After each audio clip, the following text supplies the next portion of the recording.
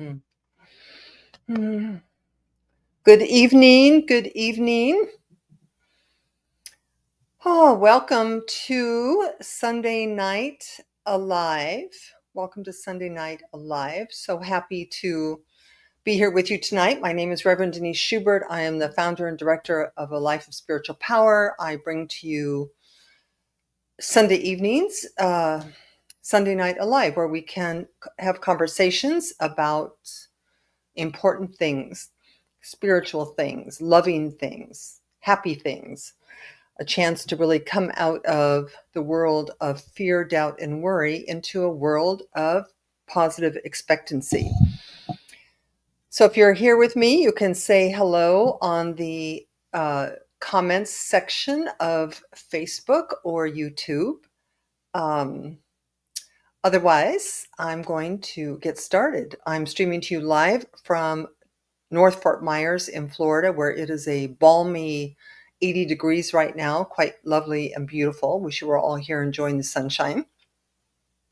It did finally warm up. It was very cold when I got back from South Africa recently, so I'm feeling much more comfortable in my skin. Today's topic is the art of letting go. Even more importantly, it's the art of letting go of people, but also the art of letting go of situations, the art of letting go of the past, the art of letting go of the art of letting go of everything, and why that's important to us as spiritual seekers and people who are attempting to live an awakened life and making a difference in the world. Hi, Brian and Jim. It's been a while since I've seen you here, I think. So happy that you're here with me tonight.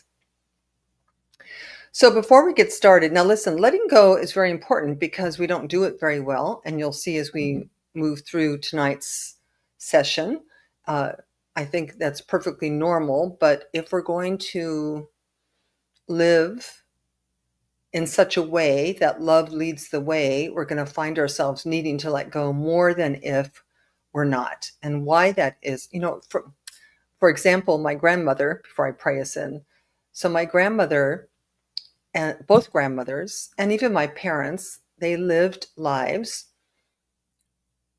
pretty. My grandmother went to work for Occidental Life Insurance at 18, and she retired from Occidental Life Insurance at 65.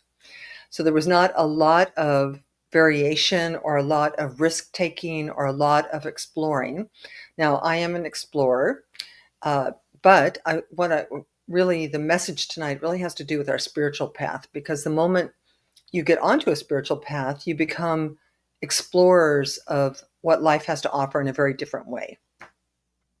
So let's talk about that tonight. And it's actually quite personal for me because I'm letting go of places and people a lot these days, and it's actually quite challenging. So I thought, why not just share my journey with you, because I'm sure I'm not the only one.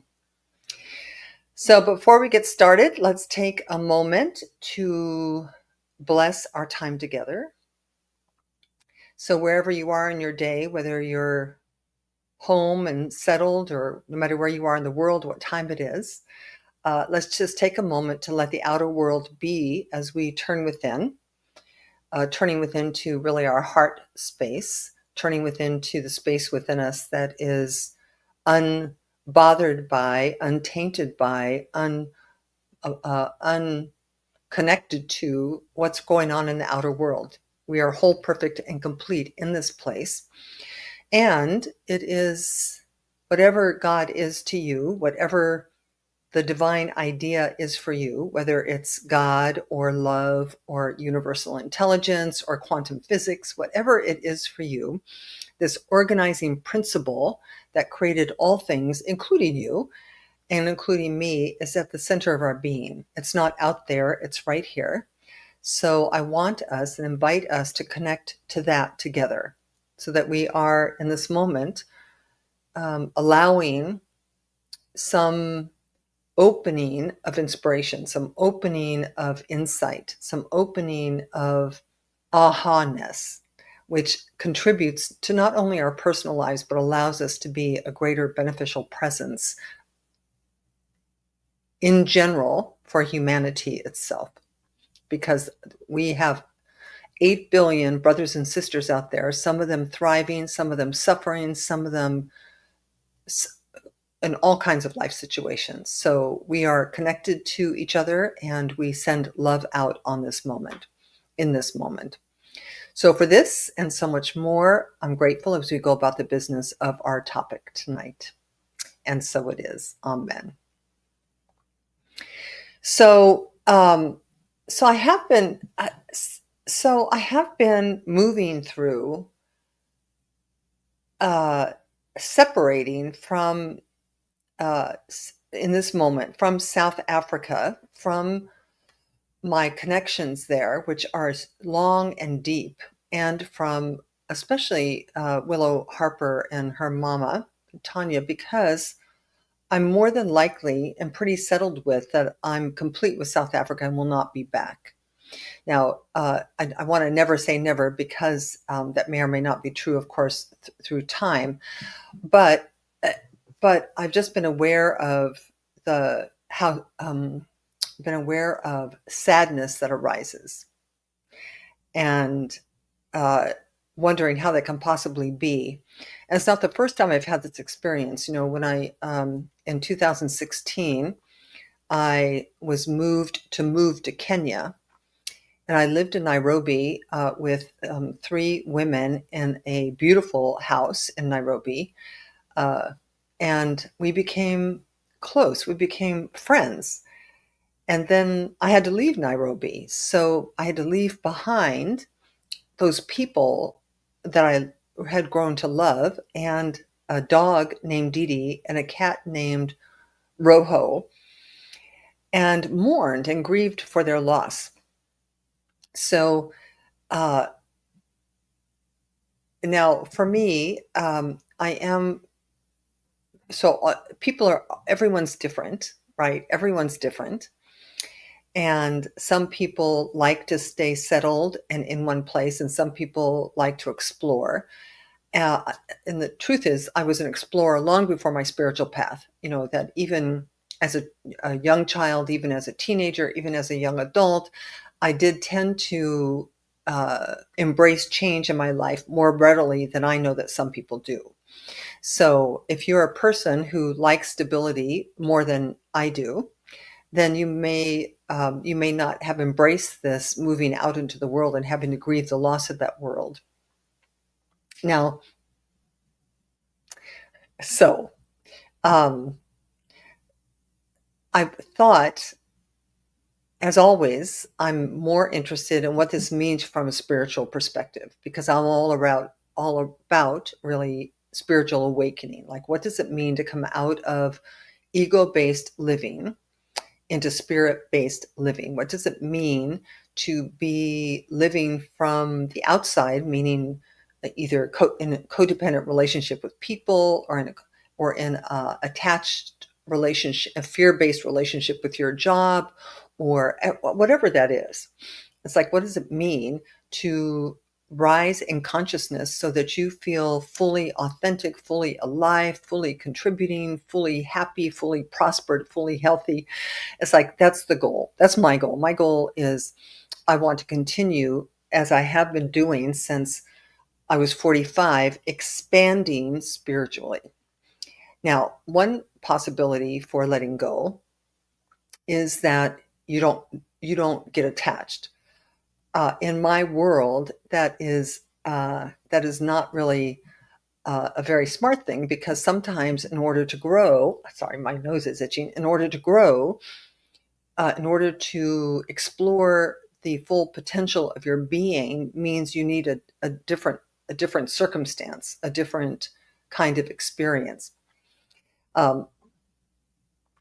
And sometimes a letting go. Now, in this case, with South Africa and Tanya and Willow, or even Nairobi, or even, I've had to let go the Triangle Center for Spiritual Living. When I left, I had to let go of those people. I mean, we're talking a whole community of people.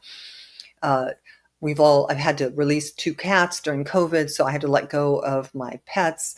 Do you understand? So letting go is something that is natural in life that we can either resist or embrace. And sometimes you let go, and sometimes other people let go. Sometimes they let you go, and then what do you do? So I thought we'd explore that tonight. That's really kind of what I'm doing. So in the process of our spiritual awakening, and by the way, when I talk about this, I'm not being making it good. It's like awakening spiritually is not a good thing. It's just a thing that's possible for us as human beings because I talked today at the Unity in Bonita Springs, and the truth is the world is not the way I would have it be. I mean, it just simply is not. There is way too much suffering with people. Bombs are still being dropped. People are still starving to death. They're still poaching elephants and rhinos. So the world and its people are not yet in a loving, in a state of consciousness in which those things could not possibly be possible. So our work here is not done, right? So somehow, there's, I'm pro spiritual awakening. That's what I am. I'm pro waking up from living an inauthentic ego-based life to living a spirit-based, love-based life, to be led by the heart and not by the head, to be led, to be guided from the inside into how to be in life rather than to listen to the commercials that tell us that you're not going to be happy or complete without that beer or without that woman or man, without that drug or that you don't understand what I'm saying, that we have a lot of external forces telling us what will make us happy. But if we've been around for more than 8 years, Willow Harper, who's 14 months old, she knows what makes her happy. What makes her happy is life. Life makes her happy. Living makes her happy. She's not at all caught by life yet. She's not at all seduced by the media or the internet or advertising or even her family. She's just out there expressing herself. Love, a very strong personality. She's amazing. But sometimes we have to make changes we don't want to make because in order to evolve, we have to do that. In order to evolve, you've got to change. You've got to have a change of scenery or a change of mind or a change of heart or a change of location or a change of lovers or something. Sometimes something needs to happen. The life that you have, this is kind of a hard truth here, but the life that you have right now is the end result of the seeds you have planted up until this moment, or the seeds that have been planted on your behalf without your objection or acceptance. So sometimes the spiritual awakening demands of us, requires of us, requests of us, nudges us into making different choices that are more directly related to us, like more directly related to the callings of our heart. So, and that can be incredibly difficult. And in fact, over my 25 years of ministry, and even in my own experience, living a spiritually awakened life has created many separations that might not have been created, even with my husband, Michael, who was by far my favorite husband. And I adored him then, I adore him now. But as I changed, he did not change as quickly. So I found myself having to choose, because up until my spiritual growth spurt happened, my whole life was about taking care of him, really. And I knew that for me to become a minister, to talk to people from an authentic place, that I couldn't continue doing that. So we divorced, not because I fell out of love with him at all, but because my calling required me to change. in such a way that I could no longer live the way I lived before my calling. So that was a very, very powerful moment of experience for me, and my life would not be the same had I not done that. I don't know how it would have been, but clearly it would have been different. But it was always, I love you and I'm changing. I love you and I'm leaving. I love you, and it has nothing to do with you're not good enough or right enough. It had nothing to do. And in fact, one of the messages I have for us tonight is if you have, I want to find it for you here. If you have a phrase that says, if you've ever said this or thought this or said this out loud to a person, if you loved me, you would fill in the blank. If you loved me, you would stay. If you loved me, you would take out the garbage. If you loved me, you'd remember my birthday. I want you to separate out whatever follows the if you loved me and never say it again that way, because love is real. Love is the truth. Like, the person you're talking about does love you. They do. Whether they remember your birthday or not, love is not the thing up for question. Now, attentiveness maybe, or paying attention maybe, but not the love. So part of what I would say here within a spiritual context is that love is real. It's the only thing that's real. And the Course in Miracles says only love is real. Everything else is an illusion, fear or anger or resentment or unforgiveness. That love is real. And that God actually, and love doesn't care where the bodies are. Love doesn't care whether you live together, whether you're in separate countries, whether you're married or divorced or hanging out together. If you loved anyone ever, your love is still real. And it might actually bring you great comfort to understand that if whoever, I mean, even if you're not with someone, the love is still real.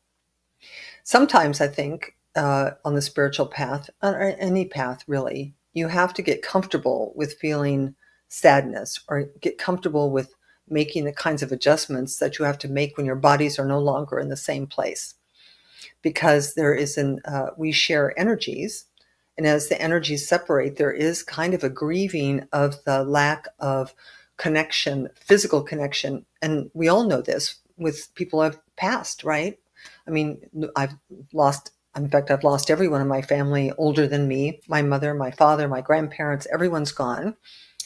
And there's always a kind of a disconnection, a period of grieving and mourning the loss. But there's only the love to be celebrated, right? Because the love is always real. The love doesn't leave when you die or move. It's all there is. So let's embrace that. Now, I had I think it may be even a more challenging conversation, is that what happens when people don't want to be with you? What happens, like how many of you are holding on to past relationships where you were left or summarily disregarded or fired, or somebody just stopped wanting to be your friend? Like, I don't really know what Michael did when we got divorced, it's been 20 years now. But I'm hoping that he didn't hang on to that something was wrong because I moved on. Now, I remember when I went to North Carolina and to take the church in Raleigh, and I remember meeting with the Unity minister that was there at the time, and I was kind of a new senior minister. I remember asking him, I said, if you had one piece of advice for me, what would that piece of advice be? And his answer was so interesting, and it has served me so well as a minister in a congregation or a community-based church. What he said was, don't chase anyone. And I said, what do you mean? And he goes, well, people will come and go in your church, and you're going to get people who come in who you love and um, who are enthusiastic supporters of your community, whether that be through their tithing or whether it be through their service, or that you just like them personally. And sometimes they'll leave and you're going to want to find out why.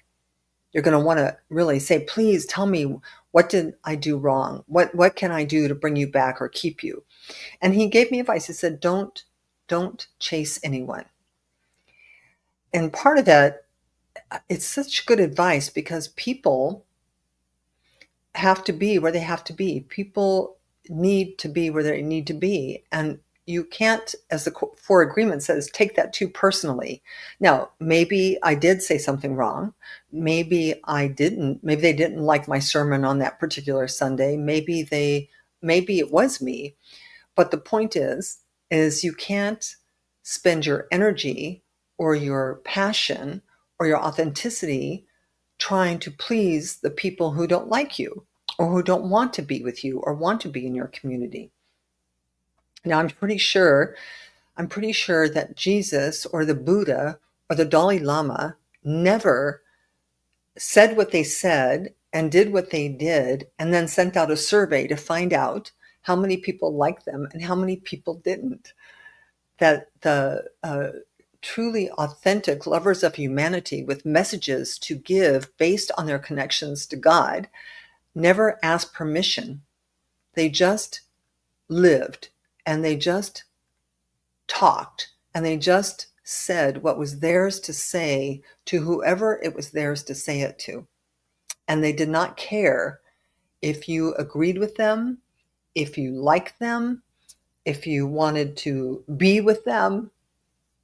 To understand, and that their being that way was not arrogant or conceited or full of themselves. It just was that they were living their lives from a higher authority, an inner authority, mandated to speak.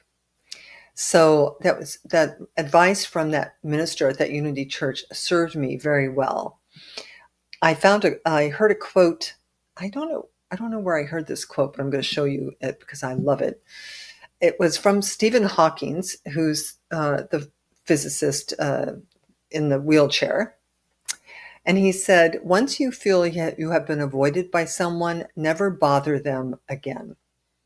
Now, I don't know how that lands on you, but I love this quote because it's, once again, speaks to how oftentimes we are willing to sacrifice our authenticity, what's real and true for us, in order to satisfy the ego's need to be liked, to be accepted, to be thought well of.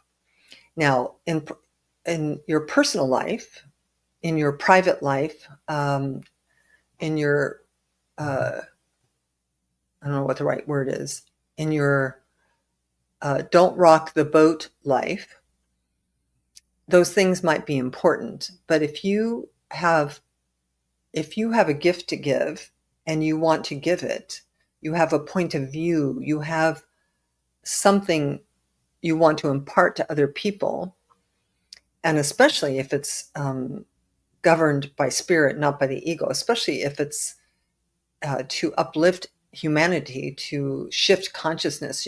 We've seen this with global warming. We saw this with Al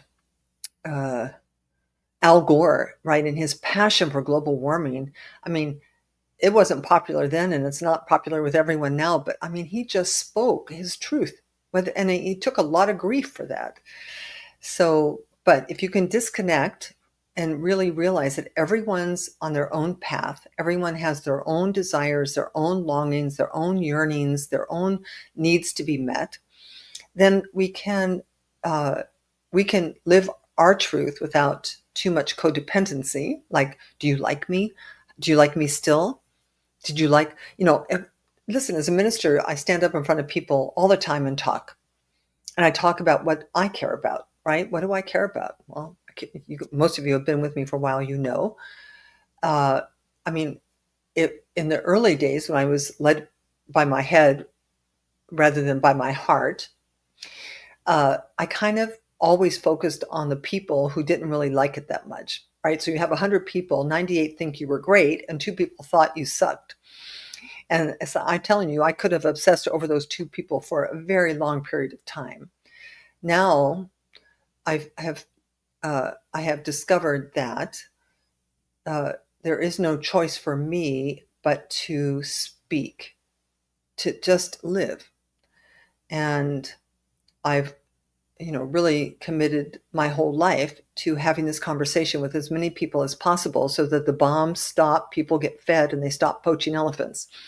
That's my goal. I'm 73 years old and I don't know how much longer I have, but however much longer I have, that's what I'm going to do because I can't think of anything else to do. I mean, really, I've followed all the mandates of primetime TV and the internet. I've tried all, I've tried, listen, unless you change from the inside and start living your life, there isn't enough Geritol on the planet to make you happy. So somehow we have to find a different way of living and a different way of caring. Now, this idea, I realize I'm kind of mushing topics here today, but another quote I love is by Lord Tennyson, who said, "It's better to have loved and lost than to have never loved at all."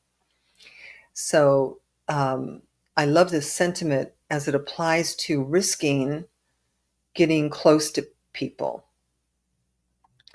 When you go to Kenya, when I went to Kenya and lived with people for an extended period of time, leaving was hard.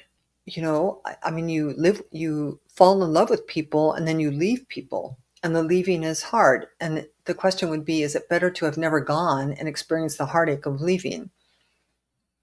And I'm experiencing that again, as I said, with Tanya and Willow. Is it better to have, would it have been better to never go and to never experience my love for these people or these animals or this place, or to find a way to come to peace with that part of my life may be complete and I may never do that again, but is that enough reason to not do it? And Lord Tennyson here is saying, no, of course not. It's better to have loved fully, completely, strongly than to never have gone at all. And, sometimes we have to move on in order to move into the next expression. Sometimes we have to move on to evolve. You can't stay in the same place. So ultimately, I think that we have to get comfortable with feeling sad, and we have to get comfortable with the grieving process. Just the way it is when you're following the mandate of the Spirit within your own heart. I've said many times that when you start to meditate, when you start to ask for your guidance from within rather than from the pharmacist or from your best friend or from whoever you would look for guidance from outside of you, that when you begin to commune with the Spirit within you, when you literally ask, what's mine to do? Where's mine to go? Who should I cleave to in this moment as I continue my ever-evolving, never-ending journey of evolution?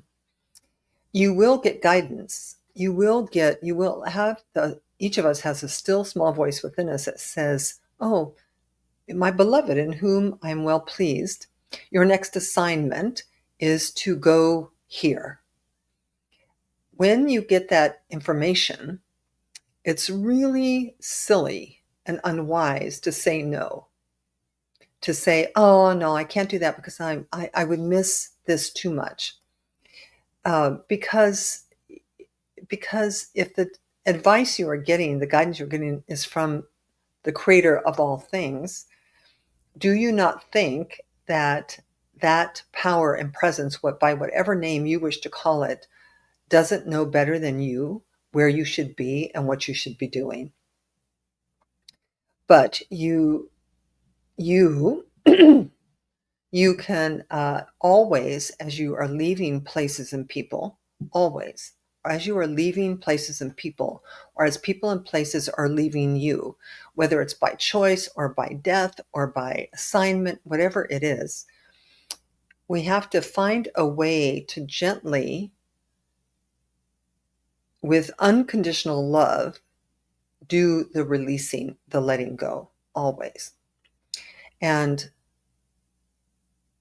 our hearts, our hearts are big enough and spacious enough, expansive enough to hold the sorrow and the disappointment or the separation of bodies. It's big enough. And in fact, it is really the work of poetry and the work of great art and the work of great music. This heartache is the source of everything beautiful in life, everything. So to keep protected, to barricade ourselves, to avoid the heartache, to avoid the loss, to avoid the sadness, is to miss the possibly most meaningful part of life. So I think that's the deeper message here is that I would not give up anything I've experienced with anyone, where love, anywhere I've experienced love, even though I may travel a path less traveled, right? So where I'm moving around the country or moving around the world, or I'm changing where my attention is, maybe more than some people and not as much as other people. The only thing that matters ultimately, when you're on your deathbed, I'm going to tell you, the only thing that matters is the love you gave, the love you received, so the love you allowed in, the love you let out, and that you feel that you have lived your most authentic life, like you've been yourself. Now, this may sound trite or like, well, yeah, duh, but most people don't. Most people don't pay that kind of spiritual attention to their lives, that most people live from the outside in. And it's never good, never enough, never fulfilling, never truly authentic. So we want to learn to live from the inside out. And to do that means to live at great risk, but it is worth it. Yes, that is my message for today. Thank you. And I'm doing well. I am so missing Willow Harper and so missing the animals at Bush Baby Haven, but I can't go back anytime in the near future. So it just is what it is. So I'm here exploring avenues of giving and receiving love, new avenues of giving and receiving love. I I do, you always have to go where you got to go, say what you got to say, which means uh, don't miss the opportunity to express love to people alive or dead. Don't miss the opportunity to express to people your love for them and how much you miss them. Doing so doesn't mean you have to go back. You have to stay married. It doesn't mean anything. It doesn't mean you have to stay on that job. You just live in gratitude for all of everything that has ever blessed you and that you have ever blessed, and to be grateful for it. And to know that in truth, we are never separated, never apart, that God does not care where the bodies are. Yes? Say yes, yes, yes. All right. So happy Valentine's Day. Happy, I'm sure some of you, in fact, it's probably a little quiet tonight, and probably everybody's watching the Super Bowl. I'm here. A few of you are here. That's amazing. The rest of you will pick me up sometime during the week when there are less exciting things going on.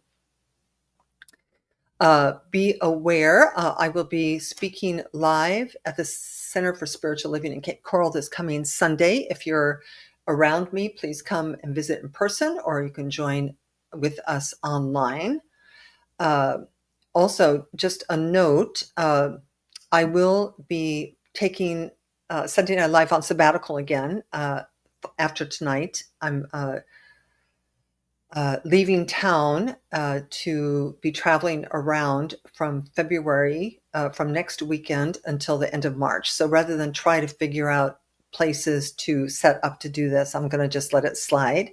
And I will be back with you in April with hopefully, I think a new format maybe. I think I might want to do an online class, online book class. Because I love going deep with people and I love the interaction of Zoom so we can actually have conversations. So stay tuned. April 1st, I'll announce what all that is. You can connect with me as always on my website, which is deniseschubert.com. There on that venue, you can read past articles, see fabulous photography that I've taken over the years in South Africa, get in touch with me or donate, support my ministry through your love offerings or tithes. You can also do that through PayPal, Venmo, or Zelle at revdschubert@gmail.com. And as always, I am grateful for you and appreciate you in whatever way you show up in my life with me. So with that said, I'm ready to pray us out. Are you ready to be prayed out? Let me see. Oh, Anita Shaver. My Jesus, haven't seen you for a long time. So let's just take a breath and start where we started, which is at the beginning, which is by turning within, letting this day be exactly where it is in this moment, releasing anything that's on your hearts, releasing any stress or tension, worry, doubt, or fear, to simply settle into this inside space of wholeness, this inside space that is whole now, regardless of how old you are, regardless of what's happened to you, regardless of what you've done, that God's love for us is unconditional. Our love for ourselves should be equally unconditional. Your love for others should be equally unconditional, that we are always spiritual, will be now, will be forevermore. Who we are transcends this body before and after and during. And so it is from that space of turning within that I bless and give thanks for our time together. As always, feeling uplifted by your presence and your attention, as always, happy to be having conversations that have to do with everyday living. Who among us has not had to let go of people, let go of the past, let go of our fears? Who among us has not had to risk opening our hearts only to have our hearts broken? This is the most glorious way to live, because in truth, we are always whole, no matter what. And so I invite you to lean into your connection to your higher self, whatever you want to call it, to spirit, and to simply give thanks for every aspect of your life that has served to bring you to where you are today, and to go in tomorrow open-hearted, following the mandates of your spiritual purpose, to remember that your real name is love and that your real purpose is compassion. And so for this and so much more, I give thanks, releasing this word, accepting its fulfillment, inviting you to do the same by saying, and so it is. So amen, amen. Let Sunday Night Live let Sunday Night Alive go for about 5 weeks. I promise you I will come back.